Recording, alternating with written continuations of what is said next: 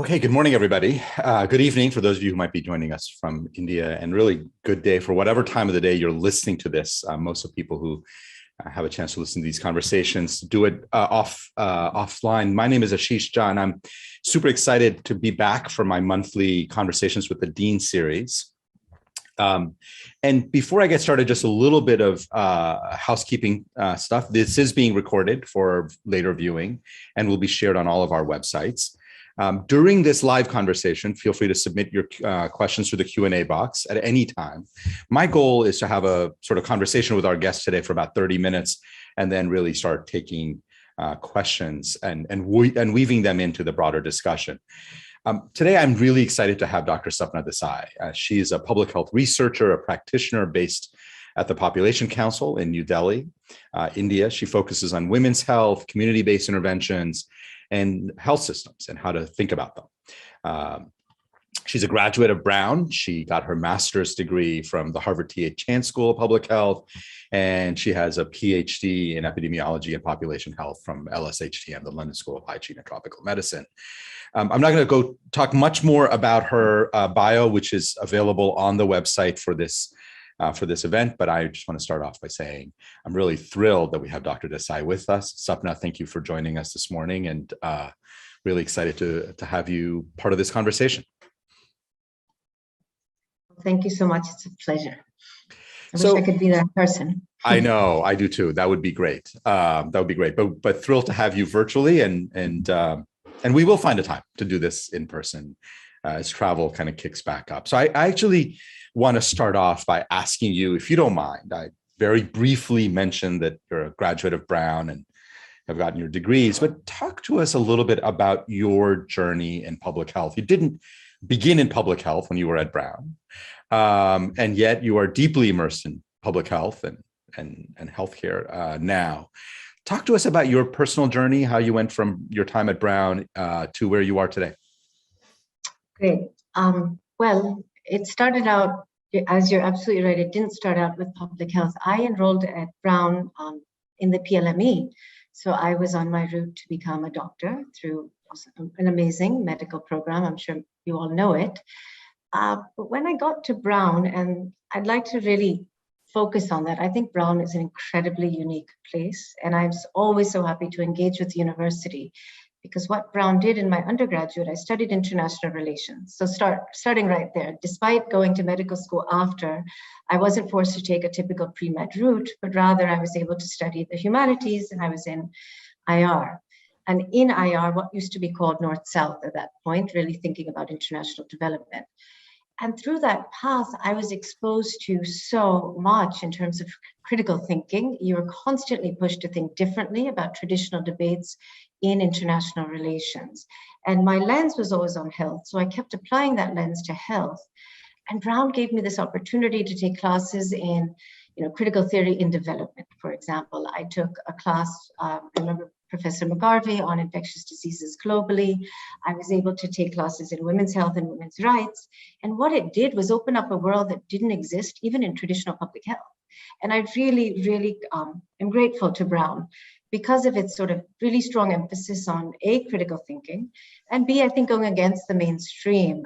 It forced me to really reconsider my own directions. So when I was, I think in my last year, I did my dissertation because, again, you're allowed to pick, even outside of IR, I did a dissertation looking at the history of population policy of WHO. And again, non-traditional for a traditional IR major, but that was allowed.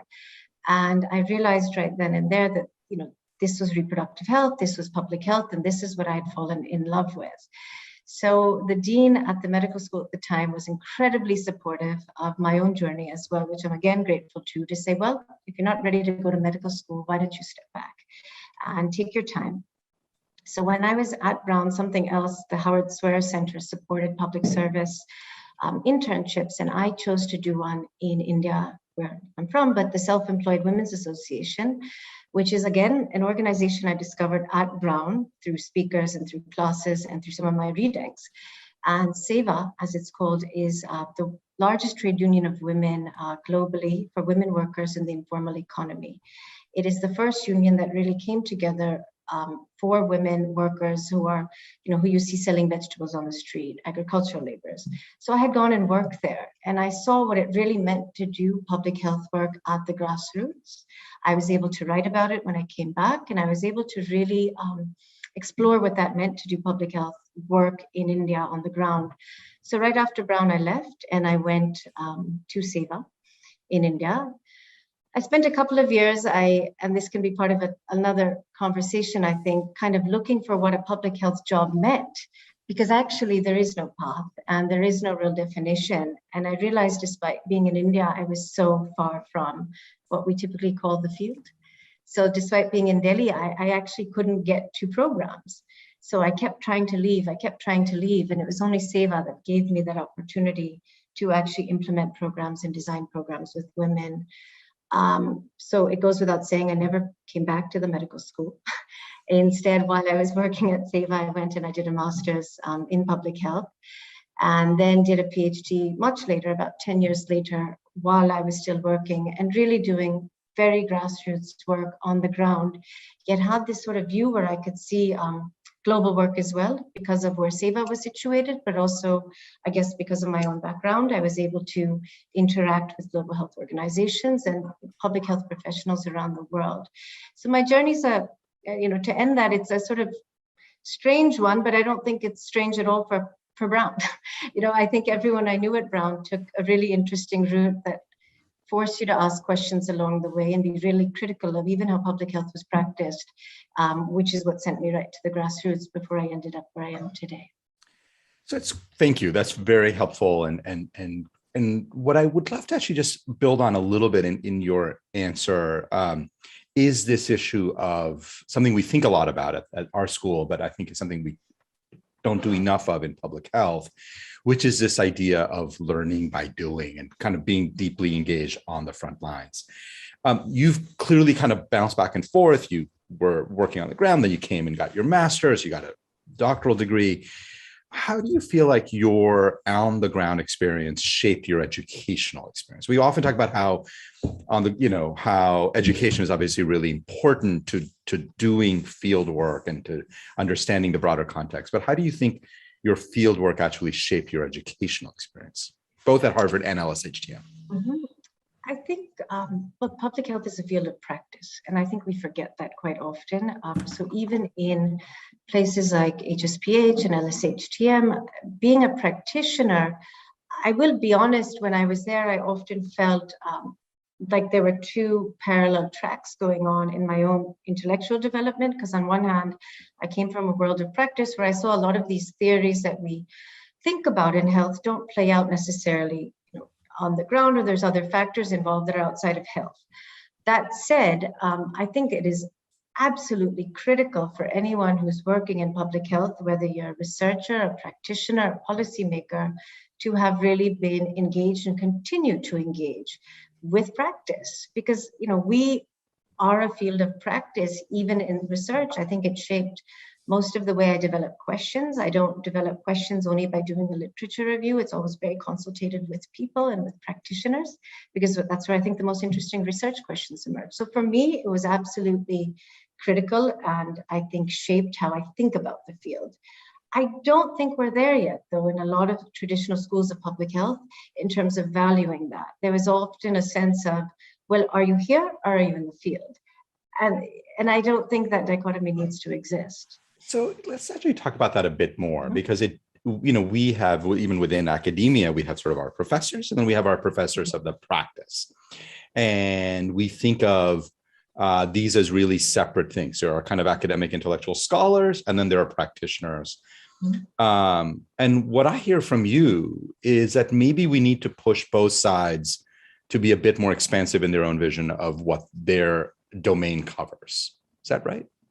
Absolutely. I mean, I would say exactly the same. And I think, you can use concrete examples. So I'm editing a journal. I often get papers based in India from researchers who analyze data and know the literature, But the interpretation, you can always see the teams that are different when they engage very deeply in practice, either as individuals or with teams of people who are actually engaged in practice. When you think of the implications of research, you're just that much better of a researcher when you're actually really engaged, A, in the context, and B, in what these implications really mean. So you don't end with that super dry implication section that doesn't really mean very much often. And you see the difference. I mean, I see it all the time.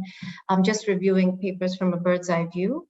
So that's one, I think, for researchers. And for practitioners, it was interesting. A lot of practitioners I still work with in India now as a researcher, really, they keep researchers at an arm's length.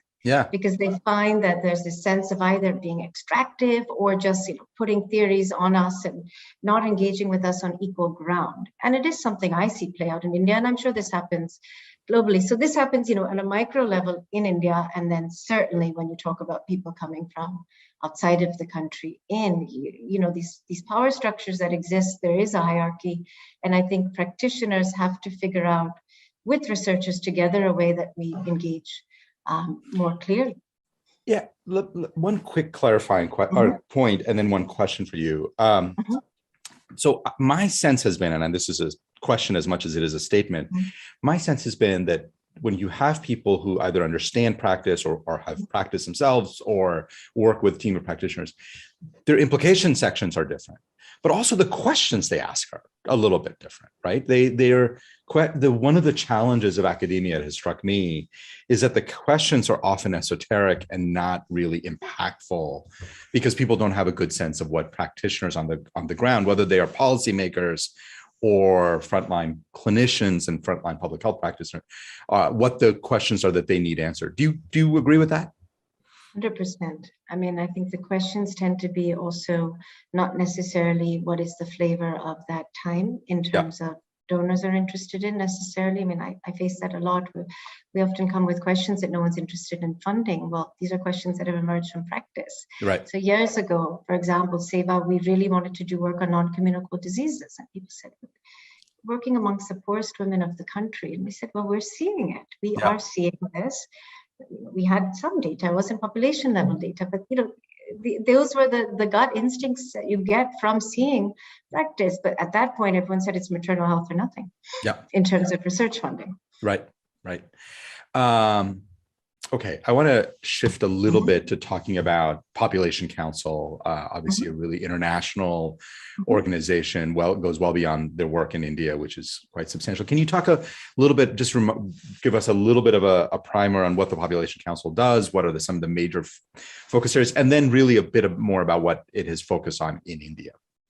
Absolutely, thanks for that question. So the Population Council was founded I guess I would say in the 50s. I don't want to say the wrong date because Peter Donaldson, who was a former president, is also a Brown alum, and he may be watching, but it was founded years ago to really address the most pressing population issues facing the world at the time. But I think the Pop Council's view from the outset, from its inception, was that population and development are intertwined quite naturally. So the work that the Pop Council has done over the last 60 some years or more has been, well, more now, but it has been around, I suppose, three key areas. So in reproductive health, particularly in family planning, both in terms of developing the actual technologies, a lot of women controlled technologies for reproductive health, so for birth control, for example, contraception, as well as doing population level research on reproductive health. Been real pioneers in the area of quality of care in family planning, for example. Another area has been HIV. A lot of really strong both population level work as well as operations work around the world. We work in over 50 countries. So the work is really spread out, and I think it's a great example of an organization that is not only centered in the quote unquote North or centered in its offices and headquarters in New York and DC. Because I see it from a country office in India, I mean, I can really see that the power structures, I think it's experimenting with ways in which a lot of international organizations need to be thinking about quite carefully. And then the third area it works on is around adolescence and poverty and gender. So really looking at adolescent girls in particular, but adolescents, and looking at gender issues through that lens. But the work country to country really varies, which I think is, again, very important. because priorities are different country to country. So in India, we also work on violence against women. We work on health systems in India. I do a lot of work on women's groups in India. So each country has different focus areas depending on local need as well. So it's not determined either by one international donor nor headquarters. Wait, I'm going to ask a question that it's meant to be provocative, but I hope it's not disrespectful, which is, I mean, if you look globally, and then I'm going to talk about this link between family planning and development, which I think is really important and interesting. If you look internationally at countries that have high levels of development tend to have, pretty effective, like the number of kids that women have obviously goes down as development goes up. Family planning access gets much better. Health systems get better. So one argument that some people make, and I just want to hear your response to this, is all of this focus is fine, but shouldn't we just primarily be focused on development? Shouldn't we just focus on economic development? And won't all these things kind of happen naturally as a consequence? Do we really need to be focused on family planning and these kinds of services? Or aren't they just a consequence of economic development? And isn't that the most important issue? Well, that's an interesting question. I mean, I think this has been the subject of a lot of debate over decades. I will take a view from India on purpose, because I think India has been at the center of a lot of these questions. And I think if you look across Indian states, what's interesting is that you can see variation based on education, see variation based on where women's status is higher and where women's rights have been sort of either embedded within sort of norms or society or legal rights for that matter. Yep. So, the direction has never been, I think, unidirectional. You've seen also women's, it's not just about family planning. And I think the International Conference on Population Development, ICPD, which, in 94 still should steer us when we think about putting rights at the center and the rights of people to be able to freely choose, because what you're doing is then not just talking about access to a service, but rather access to an entire set of choices. And that makes health systems think a bit differently. Economic development on its own could, for example, improve education, but that's not been the case necessarily, even if I look at variation across India, where fertility has gone down with education, but not necessarily economic development. So I think it's important to kind of turn that on its head and really think about what improved health and well-being actually do for economic development. One classic argument coming out of where you used to be, for sure, but also thinking about when we put rights at the center, thinking about what that actually means in practice. It's easier to write than to actually see how health systems could be oriented that way. And we have seen that in practice and a lot of variation by economic status that makes you wonder. It's obviously just not economics alone. Yeah. I hope that answers. No, that's really helpful. And in fact, one of the things that while and I was being a little bit provocative on purpose, but part of it is if you just look at straight correlation, obviously there's a correlation between economic development and women's health and access to reproductive health. But if you look at things over time, you realize it's a lot more bidirectional, right? That yes, economic development is really helpful for health, but it turns out that investments in health and family planning actually is really helpful for economic development, as you said, and that they actually go hand in hand. I'm going to actually use that to pivot to a question that I have been thinking about for a long time and don't have good answers, and I'd love your reflections, which is for years, as I have looked at the Indian health system and as I have talked to Indian health policymakers, I have been struck at the lack of investments in health in India. That if you look at health spending as a proportion of GDP, it remains very, very low. If you look at public spending as on health as a percent of GDP, it's exceedingly low. Much of it, the spending that is happening, is private, out of pocket. And the argument I've been making is essentially a version of the argument you just made, which is that these investments actually have serious long-term benefits on not just health, but on economic development, because a healthier and more productive, healthier workforce is a more productive workforce. I don't feel like it got a lot of traction.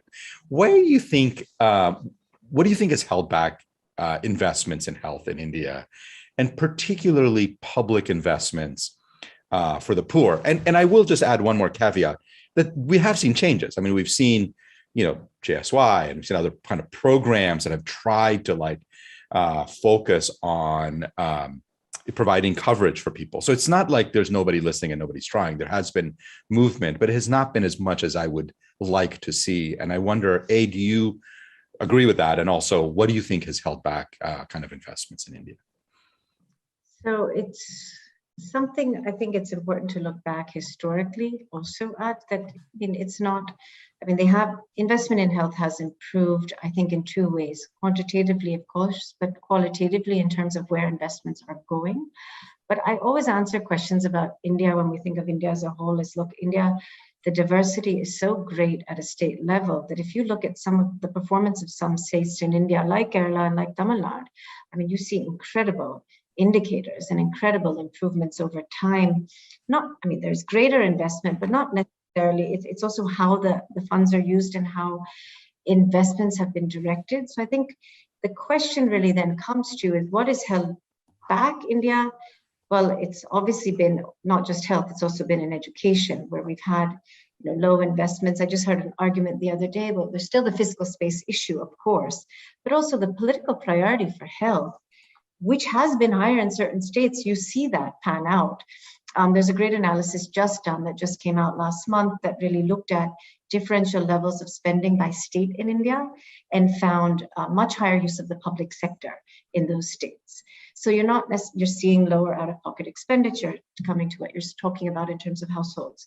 So I think where we need to think about moving forward is, of course, increasing investments, but looking at the states in India that have really successfully been able to perform well by making investments in certain ways. And I think Tamil Nadu is a fantastic example of a state that has made incredible strides over time in improving its health system with a very clear view of what a health system should look like. Robust public system, robust primary care. Community level institutions aren't as strong there, but they've ensured that you have these networks of house-to-house delivery, for example. So the first kind of a question, I don't think anyone has a good answer on the why, except perhaps political priority that has changed with COVID, for sure, in terms of health really being on the news daily and in the newspapers daily. But at the same time, we need to learn much more about why states have performed much better. And it reminds me, it's a great point, and it reminds me of a conversation I had with a former health secretary who said, we were talking about health in India, and I sort of was simplistic in my question, much in the way that I was with you. And he basically gave me the same answer, but he said, India is a country that has health outcomes that look like parts of Europe. And we are a country where we have health outcomes that look worse in many places in sub-Saharan Africa. And so I don't know which India you are talking about, but we should talk about all of those Indias. And that was a very, very good point, that we do see this massive diversity within India. It really is a subcontinent in that way. I want to stay on this a bit longer, and then I'll talk about how you think COVID has changed things. So obviously, when you look at places like Kerala and Tamil Nadu and the really great metrics, great health outcomes, population level, some of it is clearly about public investments, just more dollars or rupees, as it were.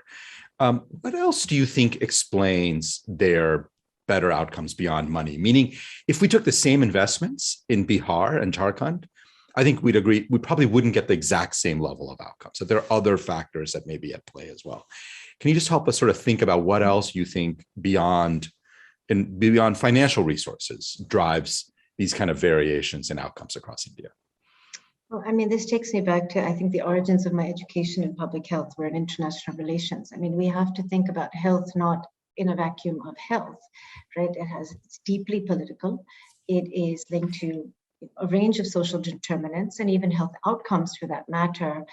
There's no health outcome where there's such a clean line between investment and improved outcomes. So I think when we look at certain states in India, and I'm not going to repeat Prerna Singh's work here, when we look at the kind of different communities and political identities in states. But I do think what's interesting is even within states, the variation, when we start thinking about what's different. I think what those two states have done differently, if we use those two examples, isn't just the money. It's been investing in the right human resources, the technical expertise, really strong in-house at the state level technical expertise. It's not necessarily just reliant on donors, for example, bringing in a sort of technocratic view that people really embedded in the system. I also think this happened over time. Now, places like Kerala and Tamil Nadu also have high literacy, so that reflects both a political priority on human development, for sure, but you also, I think, have an expectation or a demand from the system, given what people have experienced with other public services. So when we think about pouring money into health, we're not pouring in money into health and just looking at a linear health outcome, but rather looking at the system that's absorbing it. It's not just the health system, yep. It's the roads, it's the education, it's that whole range of social determinants. So you can do tons for, diarrhea, but if the sanitation system is what it is, we will continue to struggle. So it's about, I think, also at the state level, leaving it for, as you know, but for the audience, health is a state subject in India, so you see investments play out differently state to state. So I think it's also about ensuring that people can prioritize what matters to that state, both at the social determinants level as well as, final outcomes. Even comparing UP and Bihar is very interesting in terms of use of the private sector. I was just studying UP and Orissa. I'm doing this study across 2 states, and really different, because you see higher public use in Orissa, and you see almost only private in UP. Yeah. One more question on this, and then I'm going to switch to talking a little bit about COVID, which I can't believe I've managed to go almost 30 minutes without talking about. Maybe a record for me. So a few years ago, there was a New York Times piece where the person who was writing it called a bunch of global health experts and said, if you could make one investment to improve global public health, only one, what would you make? And I said, which I think most people would agree with, and I want to make sure you agree with, but I'd love your thoughts. I said, improve education of girls and young women. That the evidence on the impact on kind of health over the long run. So it's not improve health outcomes in the next 30 days, but if you want to improve health outcomes over a generation. And what was interesting was so most people said, yeah, that's right. But it hasn't really happened in a way that has really, it's much harder than it looks, and it hasn't really had the kind of impact. And so I guess what I would love your thoughts on, since you've been thinking about these issues so closely for so long, is, first of all, do you agree with that as a argument that if you could only make one investment in a place like India, that you would start by investing in education? So it's not even a health intervention. So you agree with that? And then if you agree with that, or even if you don't, I'd love it if you'd humor me on the question of why has it been so hard to really drive that as a major way of improving health of individuals, communities, families, society? Great question. I think at a macro level, sure, I would agree. But then I can name, lots of cities in India with good education indicators or high literacy, and we have pretty poor health outcomes because of a lack of, depending on which outcomes you're looking at, NCDs, for example. When we look at the crisis sort of that we're facing right now in India, education without primary care or primary health care, and a real focus on community-based primary health care will only go so far. Of course, there'll be a demand. So I would, make the argument that I don't think it's possible, of course, to say one thing anyone would invest in, but I would make the argument that education of women and girls can have an impact on certain types of health outcomes. When we are in a very maternal health sort of centric space, this is where we probably see the most outcomes. And of course, women take care of their children and their families, but these tend to be the outcomes that, to me, we need to start really expanding our thinking when we think about global health or health in a specific country. Because if I look at the range of outcomes around, through the life course, I'm not sure that education is necessarily the variable that differentiates who has better health outcomes. And this is a question, of things we probably need to study much more. I have data on sort of unnecessary surgeries, for example, in India, and it's educated women, urban women. So I think we have to think about that a bit more nuanced based on the type of health outcome. That said, of course, I don't think anyone would disagree Right. that the education of girls and women is an absolutely critical input.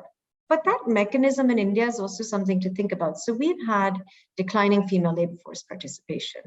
And it's one of the only countries in the world where that is in a U relationship. So as education has actually improved over time amongst girls and women, young women, we see women in the middle actually dropping out of the labor force. So and what's going on there? Well, that's the thing. So, whether it's health or labor force participation, or even the benefits of education, we operate in a social context.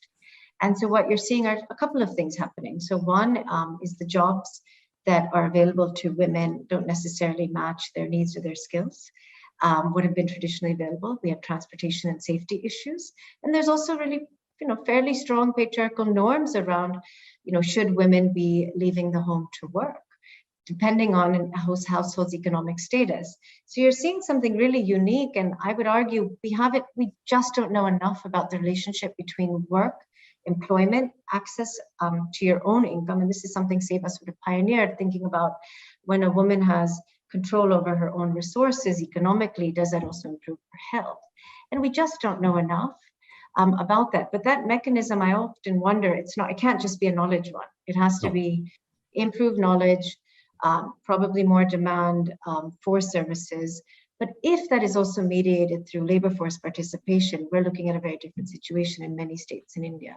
Yeah. I mean, even in Delhi, where I live, I think it's about 18% is the female labor force participation. It's very low. And that's very low. Yeah. So I think there's a lot more to think about in terms of that. And sorry, is that both formal and informal? Yeah. I mean, this is based on recent data, and I think it depends. Again, there have been studies that have tried to make sure that the informal is captured, but upwards of 90% of labor force participation in India is informal for women. So it is capturing it, but maybe not to a perfect extent. But I think the issue is we're really looking at other factors operating on what would seem to be a really natural progression, whether they're social and they're infrastructural. Yeah. Okay, that's very helpful. And thank you for that nuance, because, it's hard to take one thing and understand all the ways it plays out.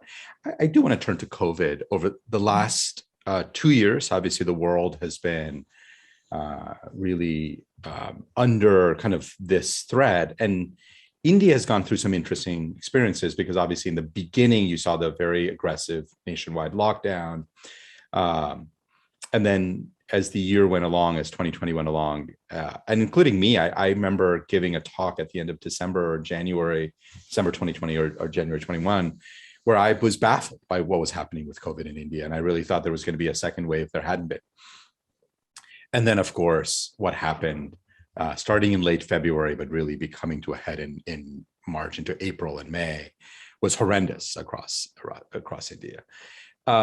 How do you think COVID is going to shape investments in public health, in health systems, in hospitals? I mean, one of the interesting things, of course, is people felt it acutely when you couldn't get hospital beds. And so you could easily imagine that the response is going to be, let's build a lot more hospitals with a lot more hospital beds and ICUs, which may or may not be the right answer. But I would love to hear from you kind of more broadly, how do you think COVID is going to shape both public and private investments on health in India?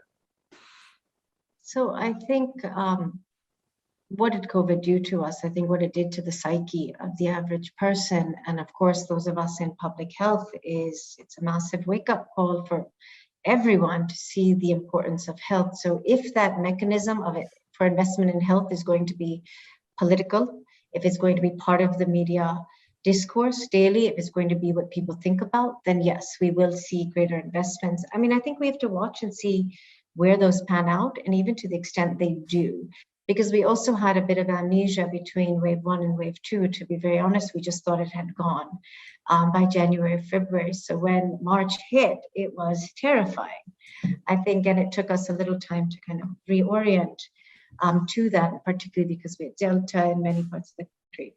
So that said, what else did it do? I think it woke up, the hospital, the burden on hospitals was also at its root, a lot of it, the weak primary care system.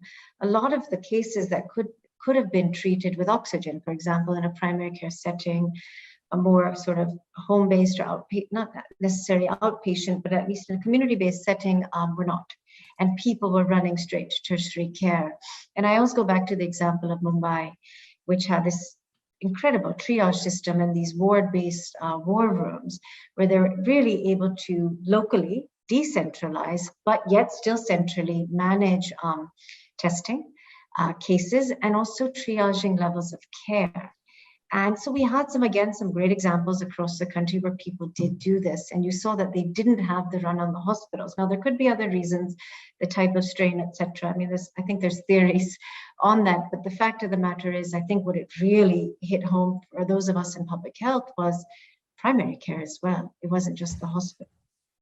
So let me ask a bit about that, because one of the things that's been interesting is, and I'm thinking of some of Jishnu Das's work on this topic as well, has influenced my thinking on this.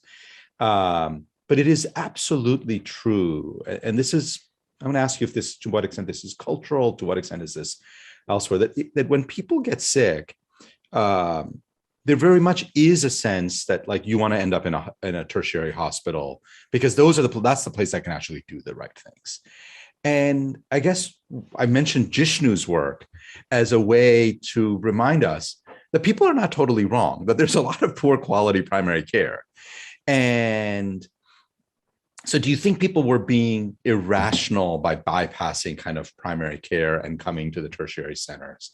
And how do we build up a primary care infrastructure that people are willing to go to and want to go to, as opposed to have to go to if they don't have another choice? So one of my first studies I ever did at SEVA was I looked at our insurance. We had a microinsurance program. And I looked at the leading reason for claims amongst adult women. And these are hospitalization claims. They had to be 24 hours. Yeah. It was diarrhea. It was diarrhea for adult women. So as coming to your point about, practice driving research questions, I went and did a study on why are women going to the hospital for diarrhea? And these were insured women.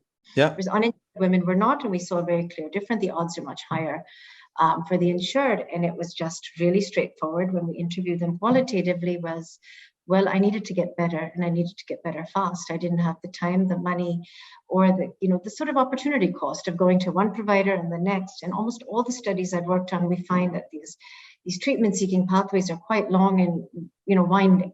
Yeah. People go from here to there, they're running from different providers, and Jishnu's work, of course, also shows that quality is quite varied and not necessarily correlated with training. So, no, I don't think people are being irrational. I think they were doing exactly where you felt that the care would be available, which again speaks back to our problem with primary care, that it's just not there to the extent it needs to be.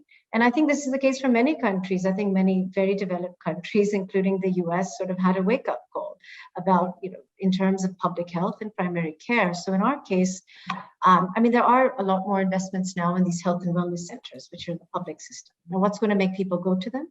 When they're responsive, when they're close, and when they're trusted and they're treated well. We know that.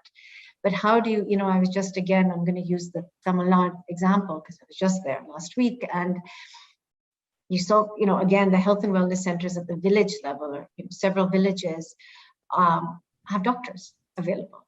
They have doctors, they have medicines available, and there's a link to the household in terms of medicines delivery. These are in villages. So it is indeed possible. The question is, how will we get to those investments and prioritizing primary care over insurance-based care, which is, of course, a financing mechanism that deals with our tertiary, but doesn't necessarily strengthen what's below. Yeah. And again, like I said earlier, we have examples in both urban and rural India. One more question on this.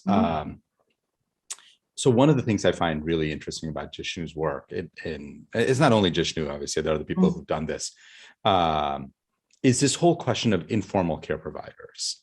And as you said in passing, but it's to me one of the most striking features of his work, is that the correlation between formal training and quality is way weaker than we would want it to be. right? That you'd expect a fully qualified doctor to be dramatically better than somebody who did not go to medical school. And we don't see that consistently in India.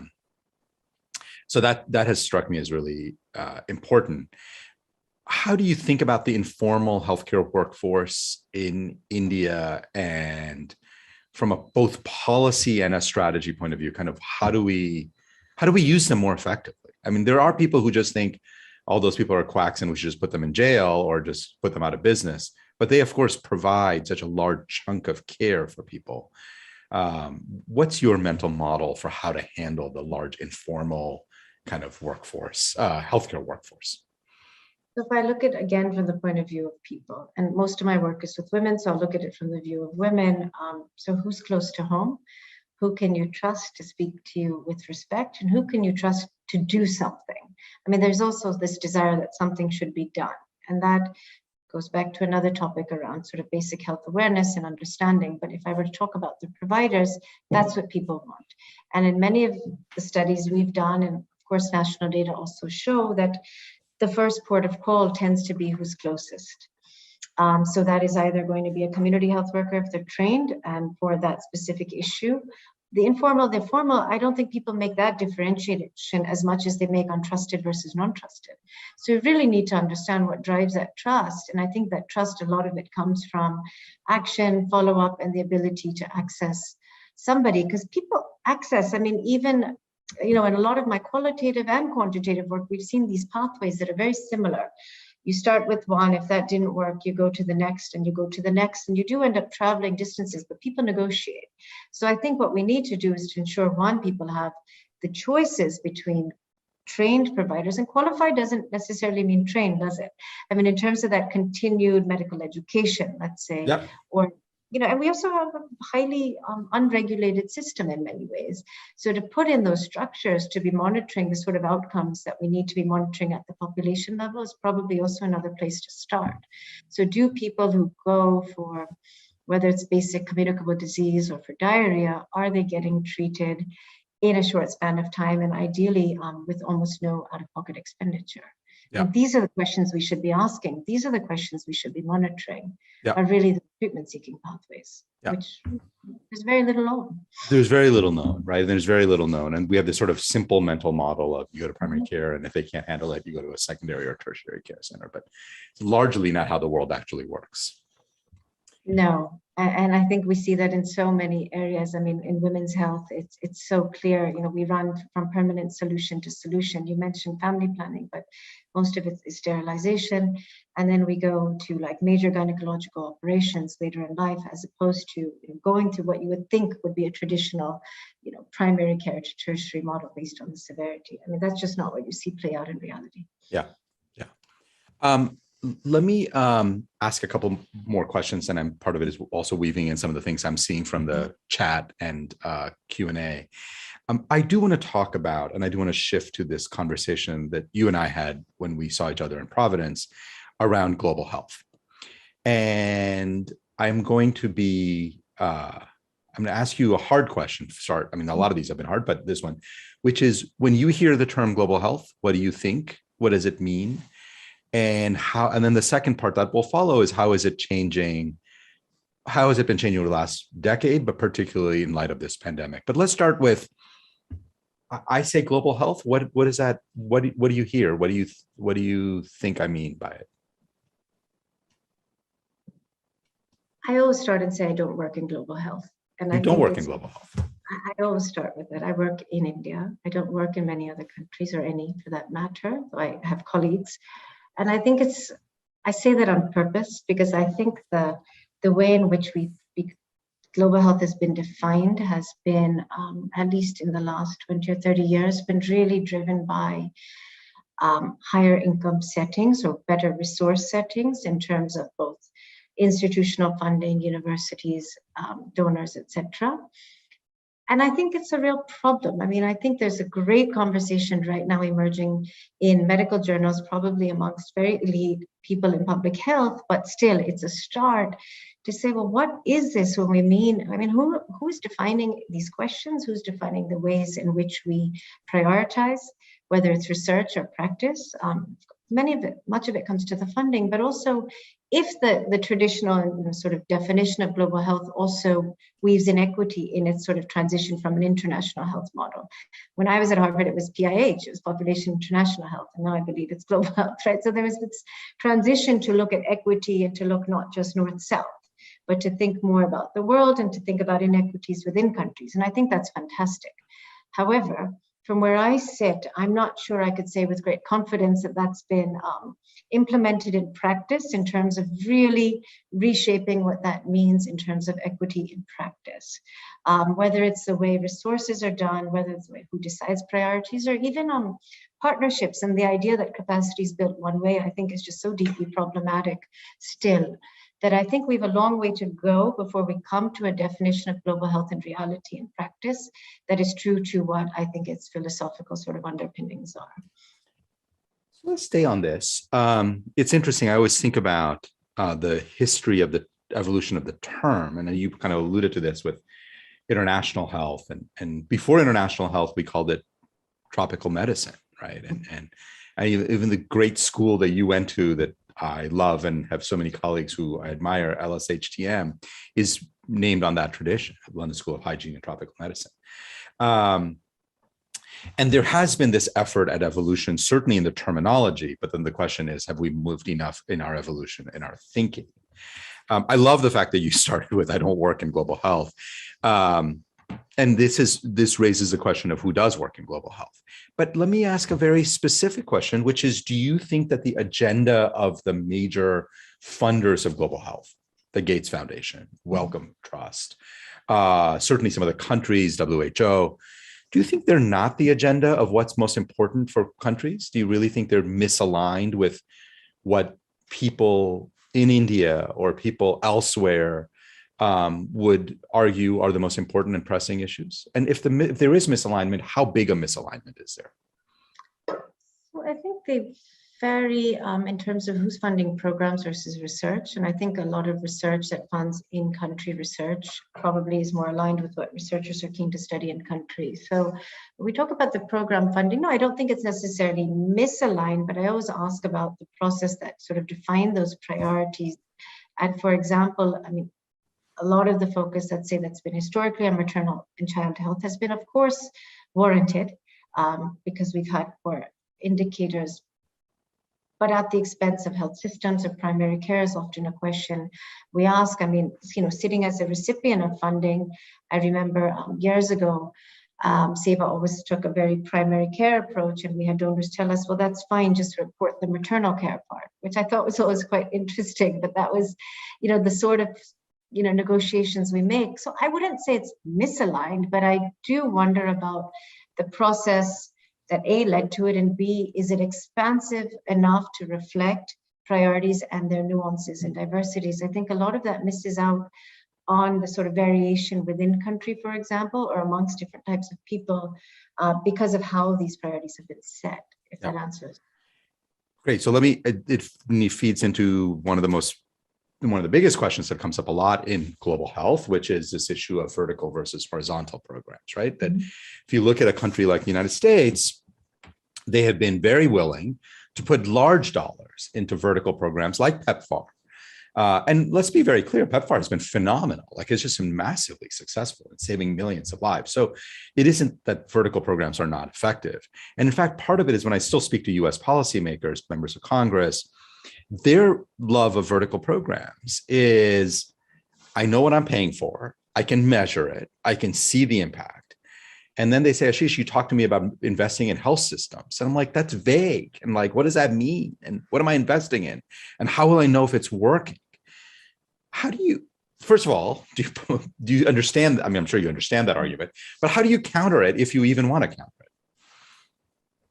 I think it's something we face quite regularly on a micro level as well, with donors wanting to see impact of X or Y. It's natural. I mean, there's, I think, increasing sort of culture of return on investment. But, at the expense of what? This was a question, I think researchers have to justify less than people who are program implementers or policymakers. But in terms of those time spans, I think what you're talking about is, yes, absolutely, PEPFAR some of the TB programs. You see the polio program in India. I mean, you've seen excellent results because of a vertical line. But what we haven't asked is at the expense of what when it comes to other types of care. And I think COVID is another great example. So when the world, or if I look from my perspective, when everyone's eyes honed in on COVID because we had to, it was really at the expense of really basic immunization and maternal and child health care. So if we were to take that and apply it to what you just asked and look over a longer period of time, you may find similar sort of trade-offs. They're just very difficult to study and have a conversation about because naturally people say, well, we're not there to invest in a country's primary priority, which should be building its own health system. And, those are, again, bringing back to the politics. I think these are political conversations and of the role of donors and where they sit in terms of some of that priority setting. It's contentious. Yeah. And do you worry? I worry. I'll start with that. I worry that coming out of COVID, there's going to be a lot of interest in building up capacity for disease surveillance, for responding to infectious disease threats, but less interest in building that underlying kind of health system, at least from international donors, from governments and major funders. There's going to be a lot of focus on let's make sure we don't get another COVID in the future. And that might, in fact, do exactly what you're worried about. So is that a concern for you coming out of COVID? Or do you think we're going to be smarter in our investments and think a bit more broadly? Well, I don't think there's any one investment, but what's something that's interesting, I think a lot of the things people have talked about investing in, surveillance, provided it's not only COVID surveillance. I mean, surveillance systems are incredibly important and need to be more robust in probably most countries of the world. So that sort of surveillance and monitoring. I think, again, in terms of primary care, close to home delivery systems, those are adaptable. And you do see that in states that had strong primary care systems, their response was different. So if we were to learn from who did better or where you saw performance differently, perhaps it wouldn't be that case. I don't think we can predict that quite yet, though. I still think we feel like we're still in the midst of it. We are still in the midst of it. In the few minutes we have left, and by the way, this has been really terrific. Thank you. A couple of quick questions. And one is a bit almost parochial, which is, so I'm at a US university, as you know, and I think a lot about what is the right role for American universities like Brown in engaging on improving public health and healthcare and health systems in India. Obviously, something I personally feel very strongly about, that we should be doing that.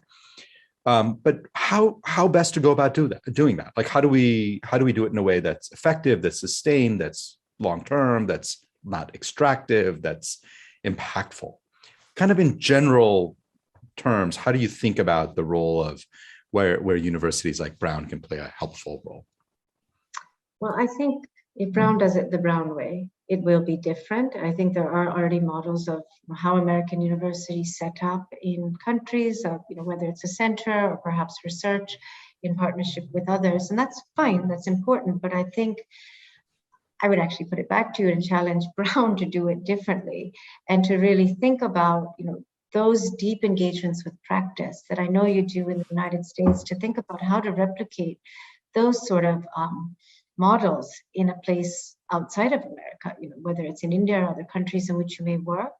So I think one there in terms of really being closer to practice. So doing that differently, and that would require a different orientation. I mean, the branding wouldn't be a university center, so to speak, but I think deep partnerships. And there are examples of this, as you and I have discussed, at a smaller level through universities. But I would also challenge public health education, having been through tons of it. And I would argue it's some very good institutions. I would say there's something really deeply lacking in the way we think about theoretical public health education in terms of practice. I mean, I remember showing up to SEVA after my Harvard degree and never feeling so unequipped to actually deal with monitoring and evaluation, something I did learn while there in practice. And I would challenge you to think about, what does exposure mean? I think there are certain public health schools that do short trips or they demand an internship abroad. you can go much further than that, because the capacity building is really two ways. Throw students out there, the way the BRAC School of Public Health even does within Bangladesh, and say you will work on a problem for an extended period of time to gain a public health education alongside the technical education we all need in methods and in thinking about public health issues. Very few universities do that, and I think it's an opportunity to do that in partnership, so the capacity building is two ways in a place like India or other countries. And you don't see that model where students here can actually contribute to education there and vice versa. So let me just work on that a bit more and say, so we have our master's degree, for instance, is a 2-year degree. We obviously have people who go off to places for summers. But what I'm hearing from you is to go much deeper and further than that. And so could we imagine a program where you spend your first semester here, get some basic stuff, but then you spend a large chunk of your other 18 months in India, and then maybe getting some education? I mean, I'm just trying to think through how, because the problem is we don't want to extend the education. I mean, we can, but it has its own costs. So how do you incorporate much more of that experiential and problem-based learning without kind of blowing up the whole thing? Or do we need to blow up the whole education? I'm game for like rethinking the whole strategy on how to teach, public health. But I'm trying to think about what would you recommend, and not specifically to Brown, but just in general, how do we do this in a way that's sustainable and effective? I've thought about this a lot, and I think there could be two ways. So one could be thinking about during that course of education, perhaps not the 6 and 18, because you do need some of that basic methods training, etc. And also that peer group is so important to develop in public health school. But, I always make this sort of maybe bad comparison with medicine and saying that, look, I wouldn't want to be operated on someone who hasn't done a residency. And why we think that, a master's program stops at the 2 years and doesn't have a period of practical, maybe it's a fellowship, perhaps it should be paid, so you feel like you're entering the workforce, but without that practical training, a lot of public health graduates get fairly important jobs probably too early, just because of the way the global health system is structured. So you're sitting in headquarters, sort of backstopping and providing technical support to a place you know very little about. So I think thinking about practical training, the way we think of residency and medicine would shift mental models a bit. I like that. Because expertise is gained by practice. I also think you need, look, COVID has taught us this, isn't it? That we can do so many things remotely. So imagine you have, teachers from around the world as well. You have students from around the world interacting, vice versa. I think we can be really creative if schools want to. Yeah. Well, let me, we are at time, and let me end on that note, because I would say that we certainly want to, and I feel like at our school, because Brown has a long tradition of this, and I want to go back to where we started this conversation, Brown is a place I think that is willing to think differently about these kinds of problems and really ask the question, how do we redefine education in a way that's impactful? And you are a brilliant example of that in terms of how you started off as a pre-med student doing international relations, and now you're thinking about things that are both very related to where you started, but also very different. So Sapna, thank you. This was a lovely conversation. I felt like I learned a lot. I'm really grateful for your time. And it was just great to catch up and to chat about a whole set of really important issues. Well, thank you so much. It was so much fun. And really, I credit a lot to Brown. So thank you again for having me at Brown. I really appreciate it. All right. See you soon again, hopefully in Providence. Bye-bye.